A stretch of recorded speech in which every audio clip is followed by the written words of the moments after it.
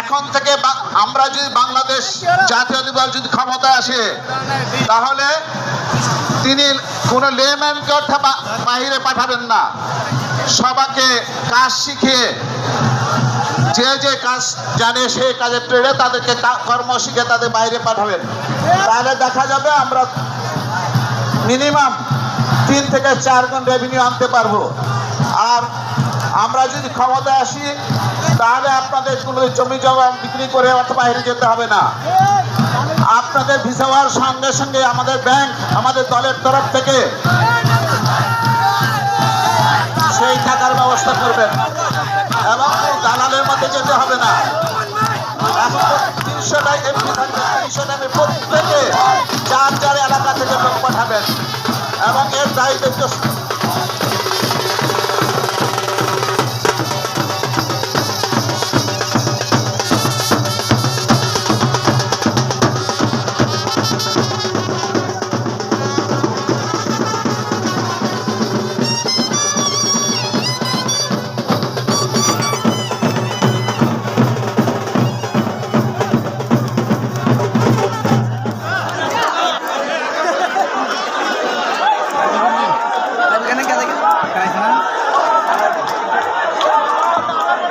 সংগ্রামী সাথী বন্ধুগণ,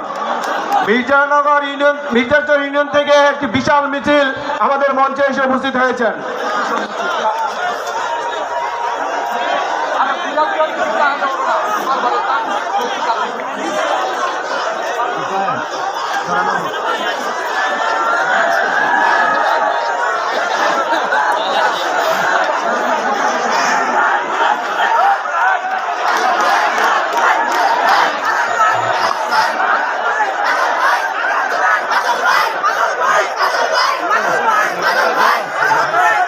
সংগ্রামী সাহায্য বন্ধুগণ, পরিচয় করে দিচ্ছি, উপজেলা বিএনপি সাহিত্য সংস্কৃতি সম্পাদক কারণ নেতা এরশাদ গাজীকে।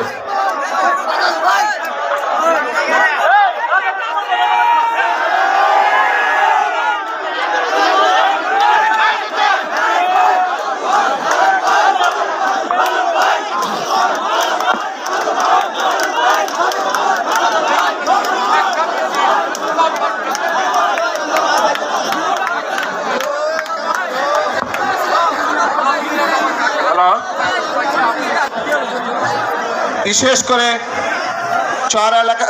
চরবাসীদের প্রতি আমার বিশেষ অনুরোধ, আমরা প্রায় পত্রিকা খুললে দেখি আপনাদের চরের মধ্যে প্রায়ই অর্থাৎ গন্ডগোল হয় এবং প্রায় মার্ডার হয়, 4টা 5টা 6টা মার্ডার হয় এবং এই মার্ডারের পিছনে কে আছেন আমরা জানি। বিগত যে অর্থাৎ এমপি ছিলেন ডান হাতও তার বাম হাতও তার, একজনকে বলতেছে মার্ডার করে আসা, আরেকজনকে বলে ধরে ফেলো। আপনারা বুঝতে চেষ্টা করেন, আপনারা পরিশ্রম করে ফসল উৎপাদন করেন, এখানে কোনো কলকারখানা নাই, সম্পূর্ণ আপনাদের শ্রমের ফসল, সেই ফসল বিক্রি করে আপনারা থানাতে টাকা দেন।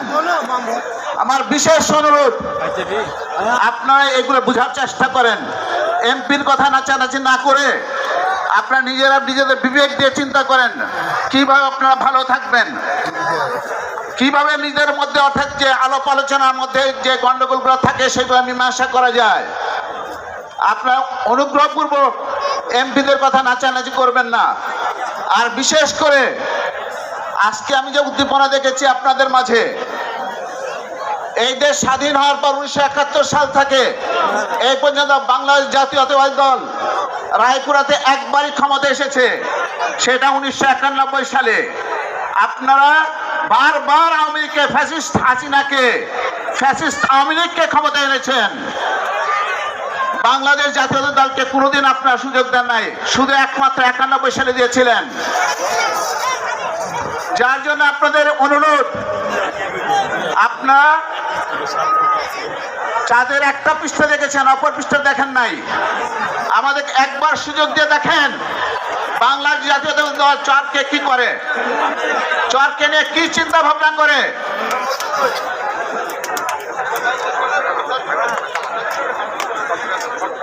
আমি আর আমার বক্তব্য দীর্ঘায়িত না করে আপনার সশস্ত্র সালাম জানিয়ে আসসালামু আলাইকুম।